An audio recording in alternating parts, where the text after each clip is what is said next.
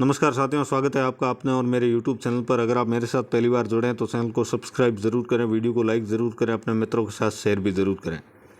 आज मैं लाया हूँ DLED BSTC 2021 के द्वितीय वर्ष के छात्राध्यापकों के लिए प्रथम प्रश्न पत्र है, जिसका नाम है बच्चे और सीखना। नवीन पाठ्यक्रमानुसार प्रथम प्रश्न पत्र होगा आपका 70 अंक का। इसमें से आपको 24 अंक अर्जित करने हैं ताकि आप पास हो सकें। समय आपके पास 3 घंटे का रहेगा, लेकिन इस वीडियो को देखने के बाद आपके 3 घंटे के समय के अंदर 30 अंक आराम से आएंगे।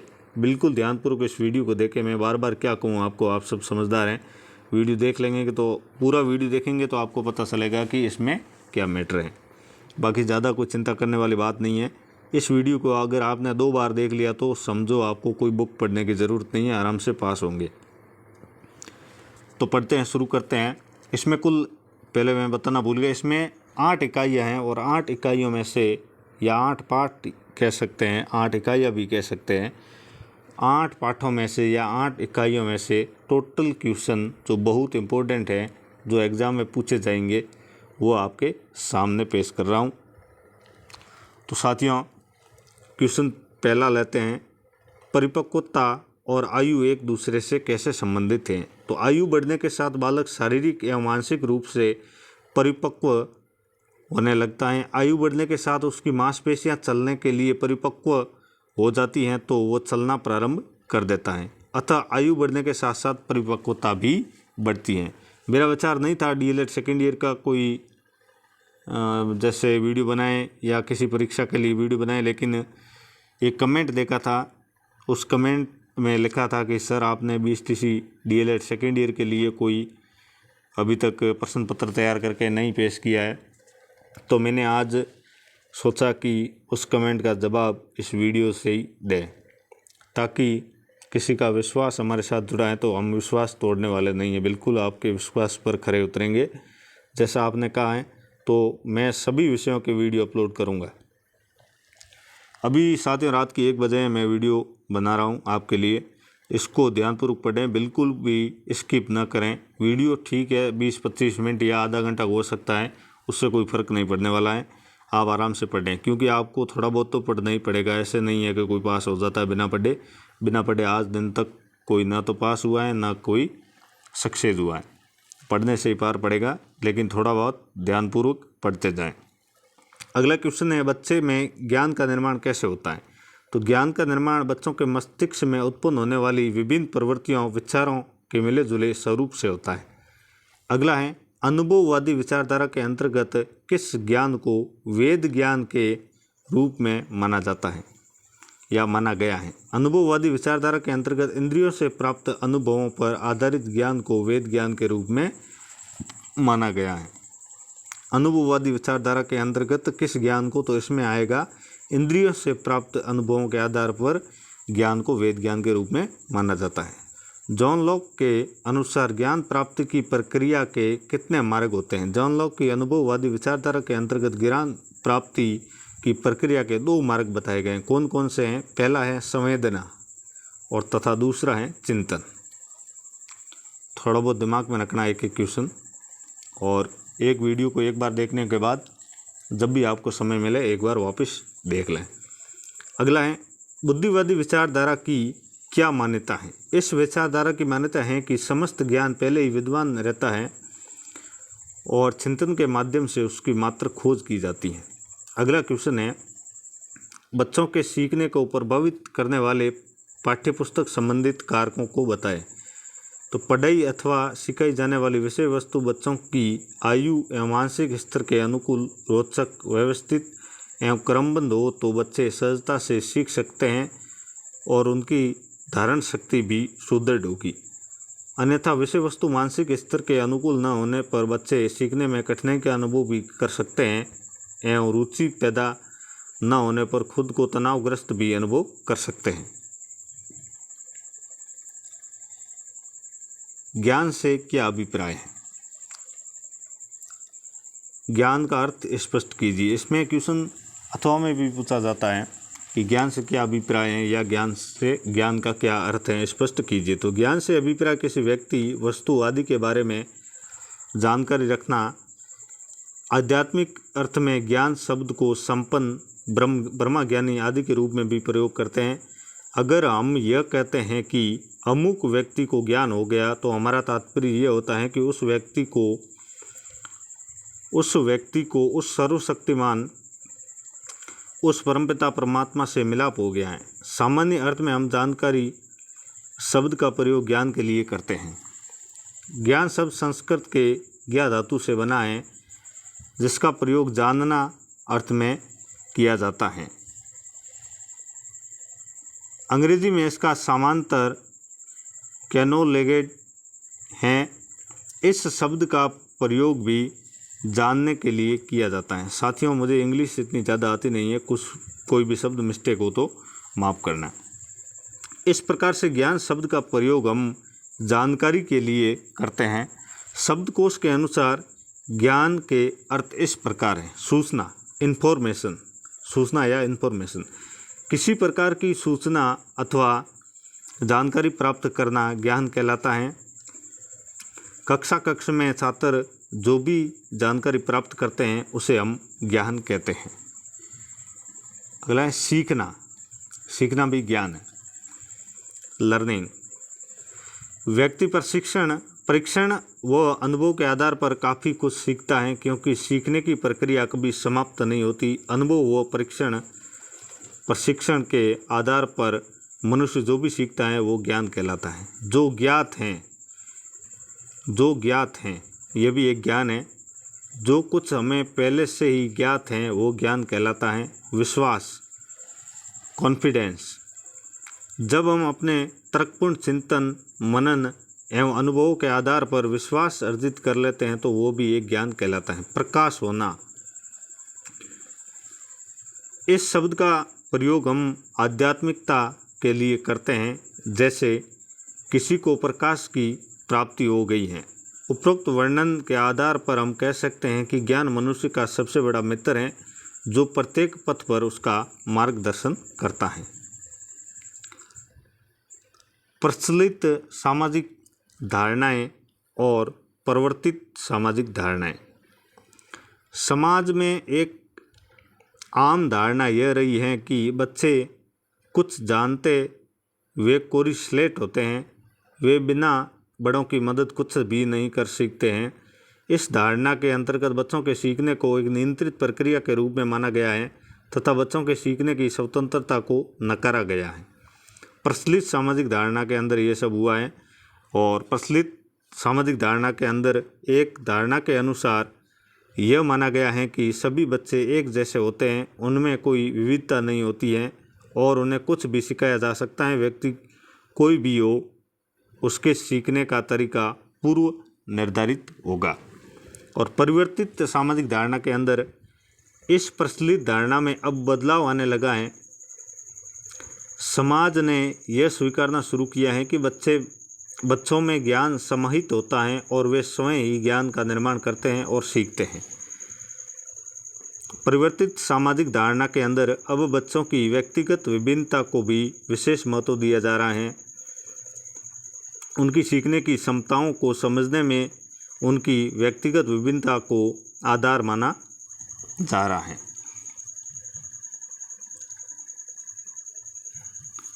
महिलाओं और पुरुषों में सीखने की क्षमता अलग अलग होती है और महिलाओं की अपेक्षा पुरुषों में सीखने की क्षमता अधिक होती है।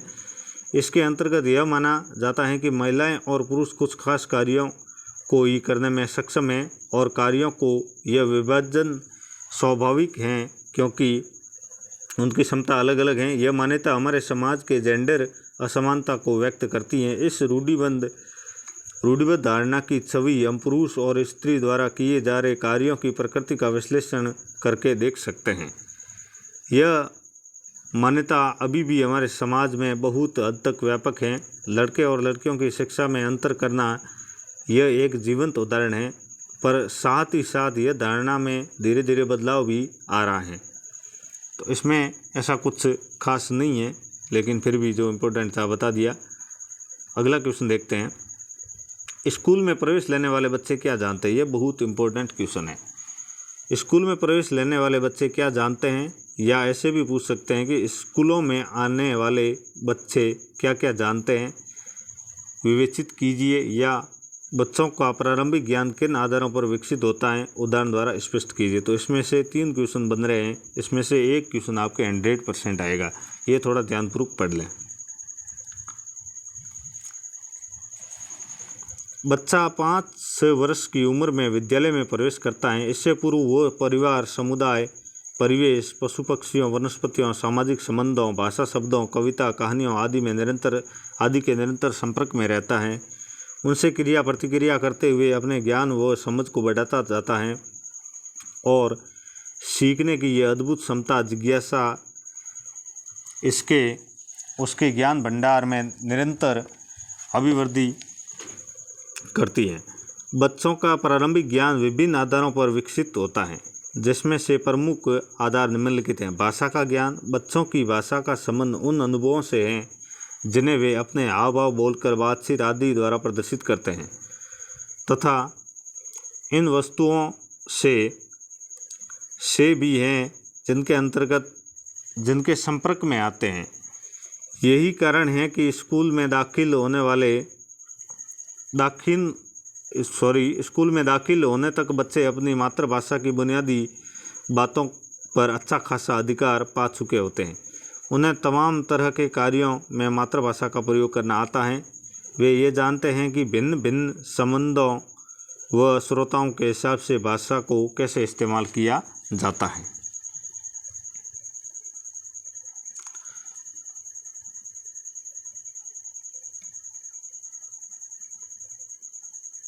अगला इम्पोर्टेंट क्वेश्चन है, सर्वप्रथम कौन सा बुद्धि परीक्षण विकसित किया गया? यह किस प्रकार का परीक्षण था? तो इसमें सर्वप्रथम फ्रांस के मनोवैज्ञानिक एल्फ्रेड बिने और उसके सहयोगी साइमन के द्वारा 1905 में पहला बुद्धि परीक्षण विकसित किया गया। यह एक प्रकार का वैयक्तिक बुद्धि परीक्षण था। अगला है, गीता की मानसिक आयु 20 वर्ष है और वास्तविक आयु 16 वर्ष है। उसकी बुद्धि लब्धि की गणना कीजिए, IQ। तो उत्तर है, बुद्धि लब्धि का ये सूत्र है मानसिक आयु बटा वास्तविक आयु इंटू 100। तो गीता की मानसिक आयु लिख दी 20 और फिर वास्तविक आयु लिख दी 16, इंटू कर दिया 100, तो 125 आंसर आ गया। ये बुद्धि लब्धि IQ 125 आंसर रहेगा। ये सूत्र याद कर लेना, ये आपके रीट में भी आ सकता है। गिलफोर्ड ने संक्रिया के आधार पर मानसिक क्षमताओं को किन भागों में बांटा है? तो गिलफोर्ड ने संक्रिया के आधार पर मानसिक क्षमताओं को 5 भागों में बांटा है। पहला है मूल्यांकन, फिर है अभिसारी चिंतन, तीसरा है अपसारी चिंतन, चौथा है स्मृति और पांचवा है संज्ञान।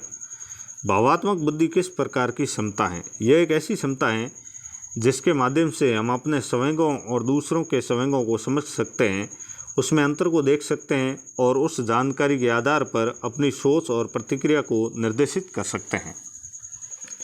अगला है, भावात्मक बुद्धि को कितने हिस्सों में बांटा जाता है? तो भावात्मक बुद्धि को 4 हिस्सों में बांटा गया है। पहला है नजरिया, समायोजन, समझना और भावनाओं का व्यवस्थापन। ये छोटे छोटे क्वेश्चन आपके 2-2 नंबर देकर जाएंगे। अब है ब्रह्म अभिप्रेरणा से क्या अभिप्राय है या बाहरी अभिप्रेरणा से क्या तात्पर्य है? उदाहरण देकर स्पष्ट कीजिए। वो प्रेरणा जिसमें बाहरी प्रेरकों से प्रभावित होकर कार्य करता है, बाहरी अभिप्रेरणा कहलाती है। सॉरी, ये ब्रह्म गलत पढ़ लिया, ये बाहरी है।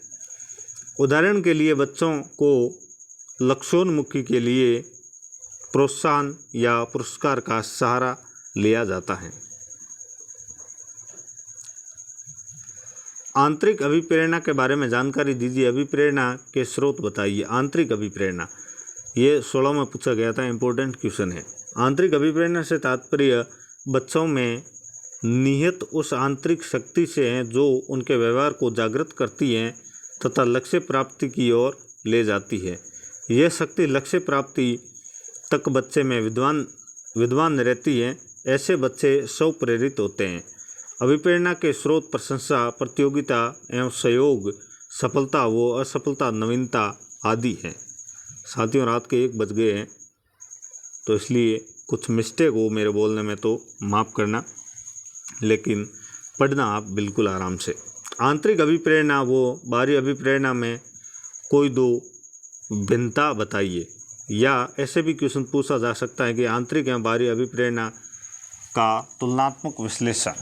तो इन दोनों अभिप्रेरणाओं का तुलनात्मक रूप से अध्ययन करने पर देखते हैं कि आंतरिक अभिप्रेरणा और बाहरी अभिप्रेरणा।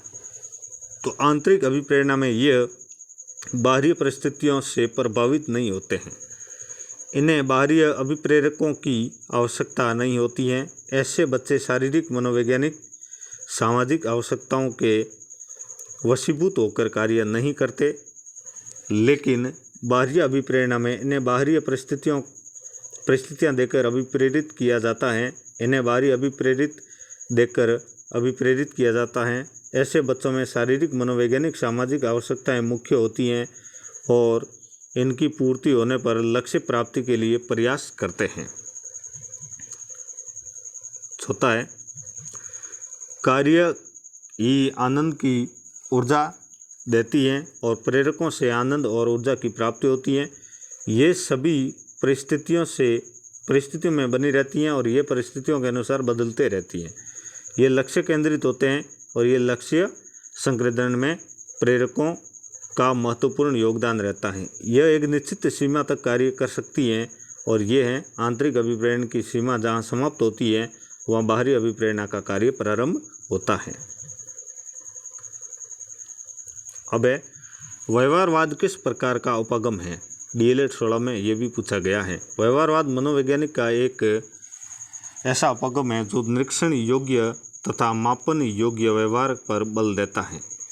अधिगम की दृष्टि से व्यवहारवाद किस प्रकार का सिद्धांत है? तो व्यवहारवाद अधिगम का एक ऐसा सिद्धांत है जो इस विचार पर आधारित है कि सभी व्यवहार अनुबंधन द्वारा अर्जित किया जाता है। अनुबंधन पर्यावरण के साथ अंतःक्रिया के माध्यम से होता है।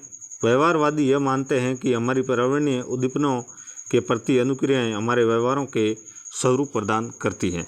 पावलोव के सिद्धांत का मूलभूत आधार क्या है? तो पावलोव के सिद्धांत का मूलभूत आधार समीपस्थता एवं साहचर्यवाद है। समीपस्थता एवं साहचर्यवाद पावलोव के सिद्धांत के मूलभूत आधार। अगला है, स्किनर बॉक्स क्या है? बहुत इंपॉर्टेंट क्वेश्चन है, नोट कर लेना। सक्रिय अनुबंध सिद्धांत के प्रतिपादक B.F. स्किनर ने अपने सिद्धांत को सिद्ध करने के लिए एक बक्सा बनाया जिसमें जानवर को घूमने फिरने हेतु पर्याप्त जगह दी। इसे स्किनर बॉक्स नाम दिया गया।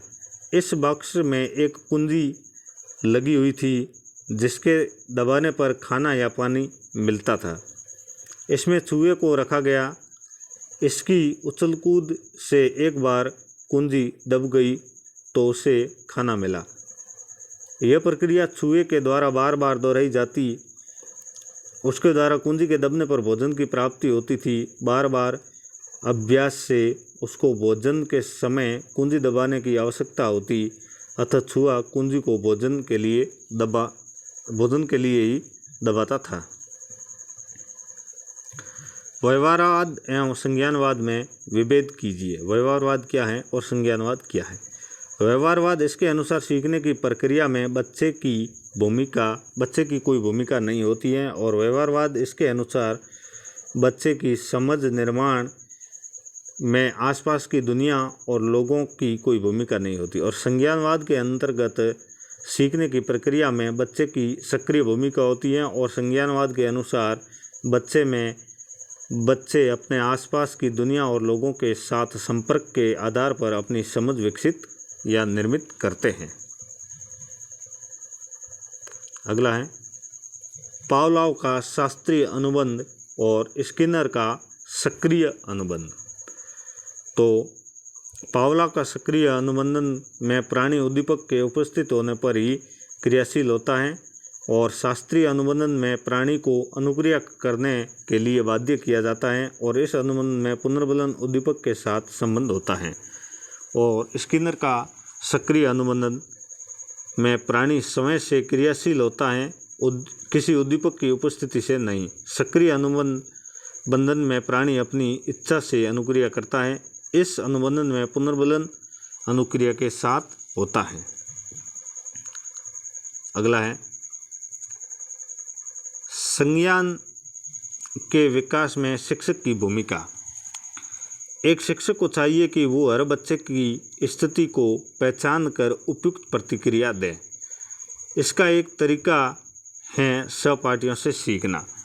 इसमें शिक्षक ऐसे काम करवाते हैं जिसमें एक विद्यार्थी दूसरे विद्यार्थी के समीपस्थ विकास के सेक्टर में पहुंचने में मदद करते हैं। बच्चे ऐसी सहयोगी अनुक्रिया या प्रक्रियाओं में हुई चर्चा और संवाद को आत्मसात करते हैं और सीखना संभव हो जाता है। बाकी इसमें कुछ खास है नहीं। अगला है मस्तिष्क को कितने भागों में विभाजित किया गया। तो मस्तिष्क को 3 भागों में विभाजित किया गया है। पहला है परमस्तिष्क, दूसरा है अनुमस्तिष्क और तीसरा है मेडुला ऑब्लांगेटा। परमस्तिष्क से कौन कौन से कार्य संपन्न किए जाते हैं। तो साधारण प्रकार का सीखना परमस्तिष्क का पर निर्भर करता है।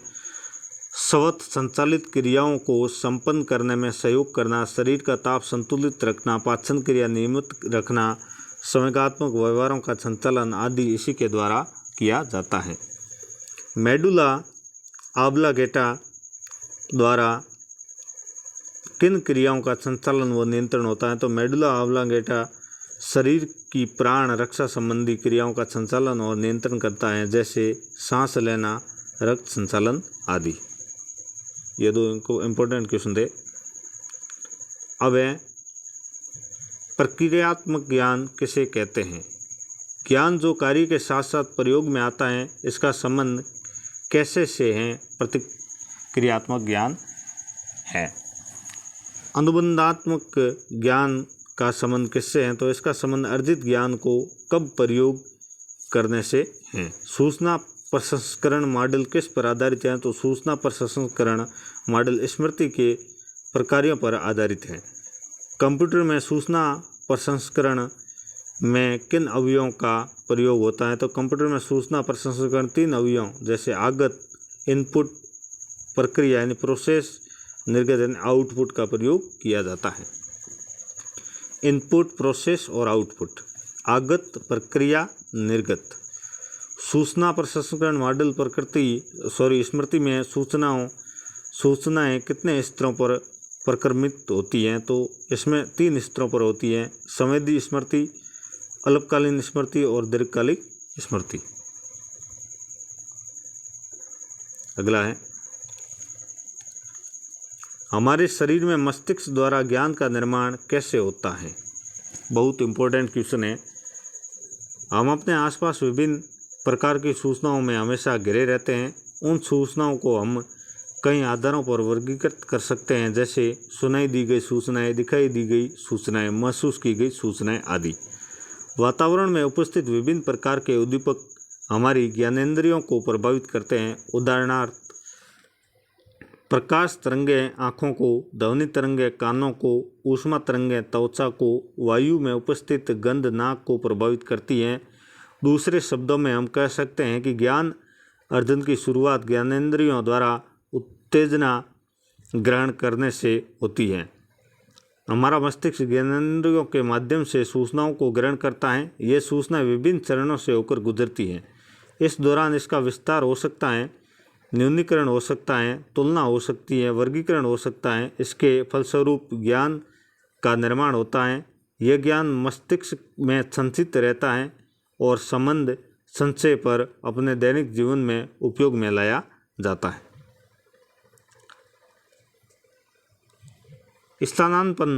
स्थानापन्न पुनर्बलन से आप क्या समझते हैं। जब हम कोई नई क्रिया करते हैं तभी हमें पता चलता है कि उसका परिणाम क्या होगा। इस प्रक्रिया को स्थानापन्न पुनर्बलन कहा जाता है। प्रशिक्षण आधारित सीखने की अनुक्रियाएं बताइए। प्रशिक्षण आधारित सीखने की उपक्रियाएं हैं ज्ञान देना, ध्यान रखना, क्रियात्मक पुनरुत्पादन, पुनर्बलन एवं अभिप्रेरणा आदि। सामाजिकरण की प्रक्रिया क्या है? सामाजिकरण वह प्रक्रिया है जिसके माध्यम से विभिन्न समाज अपने सदस्यों को सामाजिक रूप से स्वीकार्य व्यवहार करने के लिए प्रेरित करते हैं। सामाजिकरण एक समावेशी वो प्रक्रिया है जो लगभग हर तरह के व्यवहार को प्रभावित करती हैं। सामाजिकरण की प्रक्रिया में मानव का विशेष व्यवहार कौन सा होता है बताइए। तो सामाजिकरण की प्रक्रिया में मानव का विशेष व्यवहार अंतर्गत गुस्सा, परोपकार, संकट, आचरण और उपदेश, जोर जबरदस्ती आदि आते हैं।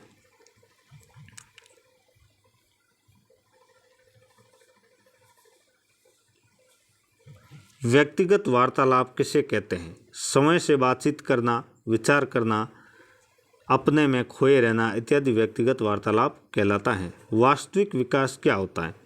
बिना किसी की मदद के अपने आप सीखने की क्रिया वास्तविक विकास कहलाती है, जैसे खेलना, बोलना, चलना, दौड़ना आदि। समीपस्थ विकास क्षेत्र क्या है? समीपस्थ विकास क्षेत्र वो हैं जिसमें बच्चे ऐसे कठिन कार्यों को अन्य वयस्कों या कुशल सहयोगियों की मदद से करते हैं। वाइगोत्स्की के अनुसार बच्चों के संज्ञानात्मक विकास के लिए महत्वपूर्ण साधन कौन से हैं? तो बच्चों के संज्ञानात्मक विकास के लिए व्यक्तिगत वार्तालाप, वास्तविक विकास, समीपस्थ विकास, सहारा लगाना, भाषा तथा विचार आदि महत्वपूर्ण साधन हैं। वाइगोत्स्की का संज्ञान का विकास शिक्षण में क्या उपयोगिता रखता है? तो वाइगोत्स्की का मानना है कि जब बच्चे अपने से समक्ष व्यक्तियों से अंतक्रिया करते हैं तो वे एक प्रकार का समय का अवलोकन करते हैं और उसमें परिवर्तन लाते हैं। इस तरह अभिभावक व शिक्षक बच्चे की सोच में विस्तार लाने में सहयोग करते हैं। शाब्दिक संप्रेषण से क्या तात्पर्य है? जो भाषा के द्वारा व्यक्त किए जा सके शाब्दिक संप्रेषण होते हैं, जैसे बोलना, गीत, कविता, तस्वीर, मानचित्र, फिल्म, चार्ट, किताब, समाचार पत्र आदि। ये सब शाब्दिक संप्रेषण होते हैं। अशाब्दिक संप्रेषण से क्या तात्पर्य है? जिस संप्रेषण में भाषा का प्रयोग न करके संकेतों का प्रयोग किया जाता है उसे अशाब्दिक संप्रेषण कहते हैं, जैसे मुख मुद्रा, आँखों की भाषा, आँखें निकालना करना, ध्वनि संकेत और संकेतात्मक कूट भाषा आदि। शेषावस्था में संप्रेषण किस प्रकार होता है? तो शेषावस्था में शाब्दिक संप्रेषण से अधिक हाथों से संकेत, शारीरिक अभिव्यक्ति, चेहरे के हाव भाव संप्रेषण के माध्यम होते हैं। बाल्यावस्था का संप्रेषण किस प्रकार का होता है? तो इस अवस्था में बच्चे संप्रेषण हेतु अनेक माध्यमों का प्रयोग करने लगते हैं। बच्चे लंबे व जटिल वाक्यों का प्रयोग कर पाते हैं। वाक्य संरचना एवं व्याकरण में शुद्धता आ जाती है। वे तर्क करने लगते हैं। वे संप्रेषण में भाषा के साथ संकेतों का भी प्रयोग करते हैं। भाषा विकास से क्या तात्पर्य है? भाषा विकास से तात्पर्य एक ऐसी क्षमता के विकास से होता है जिसके द्वारा बच्चा अपनी भाषाओं, इच्छाओं एवं विचारों को दूसरों तक पहुंचाता है और दूसरों की इच्छाओं एवं भावों को ग्रहण करता है।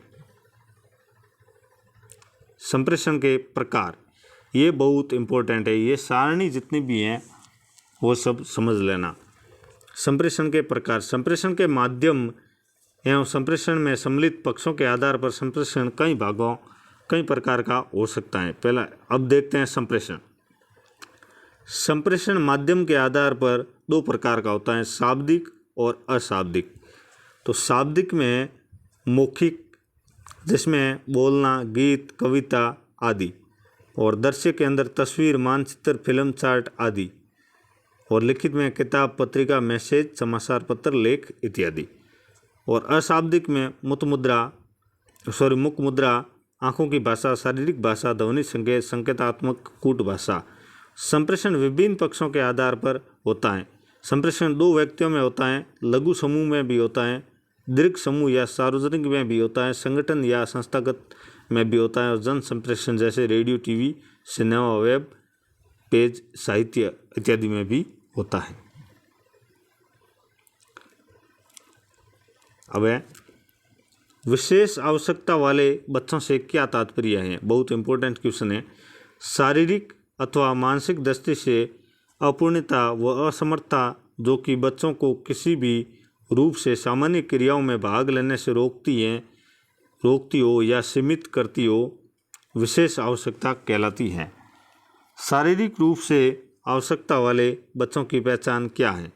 तो शारीरिक रूप से आवश्यकता वाले बच्चों में दृष्टि, श्रवण, बोलने, अंग सीखने संबंधी समस्या होती है तथा उनका बौद्धिक स्तर भी सामान्य से कम होता है। इसी से इसकी पहचान होती है। एक शिक्षक के रूप में आप विशेष आवश्यकता वाले बच्चों के लिए उनके अभिभावकों में कैसी सकारात्मक सोच विकसित करेंगे? बहुत इंपॉर्टेंट क्वेश्चन है। शिक्षक अभिभावकों में असक्षम बच्चों के प्रति झिझक व संकोच को दूर कर सकता है अथवा अभिभावकों को उनकी विलक्षण आवश्यकताओं के बारे में बताकर उन आवश्यकताओं को विकसित करने में उनकी सहायता प्राप्त कर सकता है। शिक्षक अभिभावकों में इस बाबत सकारात्मक दृष्टिकोण सोच विकसित करने में अपनी महती भूमिका निभा सकता है। समावेशी शिक्षा के लिए सरकार ने क्या प्रयास किए हैं? समावेशी शिक्षा के लिए सरकार ने विशेष क्षमता वाले बच्चों को सामान्य बच्चों के साथ शिक्षण की मुख्य धारा में जोड़ने के लिए व्यवस्था की है। शिक्षकों को इनके लिए प्रशिक्षित किया जाता है ताकि शिक्षक सभी बच्चों के साथ सामान्य व्यवहार करते हुए शिक्षा प्रदान कर सके। अगला है समावेशी शिक्षा का अर्थ बताते हुए विशेष आवश्यकता वाले बच्चों के संदर्भ में राष्ट्रीय पाठ्यपुस्तक रूपरेखा 2005 में नीति प्रावधानों का विवेचन कीजिए, या ऐसा भी पूछ सकते हैं समावेशी शिक्षा की अवधारणा को स्पष्ट कीजिए। तो समावेशी शिक्षा के लिए भारत सरकार के प्रयास, तो इसमें भारत सरकार के शिक्षा के सार्वजनिकरण के परिप्रेक्ष्य में विशेष आवश्यकता वाले बच्चों की शिक्षा की आवश्यकता को अनुभव करते हुए भारतीय पुनर्वास अधिनियम 1992 पारित कर भारतीय पुनर्वास परिषद की स्थापना की गई। इस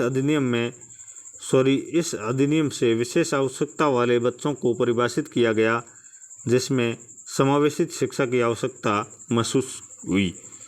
वर्ष 1995 में भारत सरकार ने विशेष आवश्यकता वाले व्यक्तियों की शिक्षा के लिए अधिनियम PWD 1995 पारित किया, जिससे विशेष आवश्यकता वालों को समान अवसर, पूर्ण भागीदारी तथा उनके अधिकारों के संरक्षण को प्राथमिकता दी गई। इसके आधार पर विशेष आवश्यकता वाले बच्चों को पुनर्वासित करने के लिए महत्वपूर्ण या तथा उपयुक्त वातावरण निर्माण करने की अवधारणा प्रतिपादित की गई।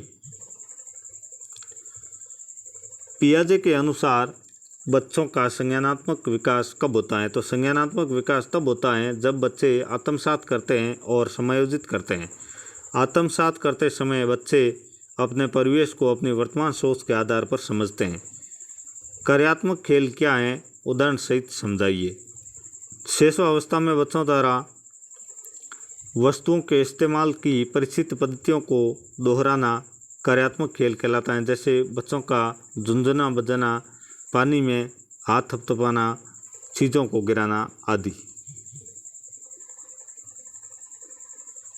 सहारा लगाना से क्या अभिप्राय? बहुत इम्पोर्टेंट है।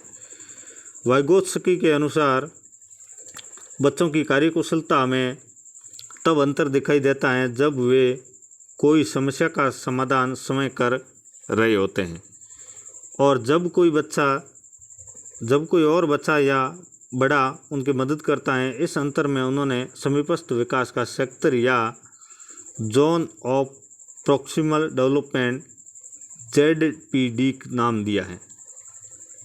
इसके द्वारा बच्चे समस्या समाधान के एक नए क्षेत्र में पहुंच जाते हैं। इस प्रक्रिया को वाइगोत्स्की ने सेफ होल्डिंग अर्थात सहारा लेना नाम दिया है।